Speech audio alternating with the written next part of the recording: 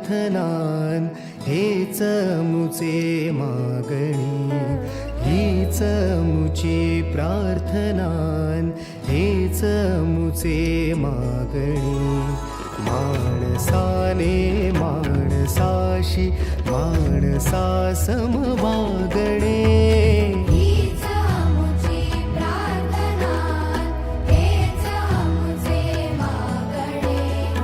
माणसाने माणसाशी माणसा सम वागणे, हीच आमुची प्रार्थना.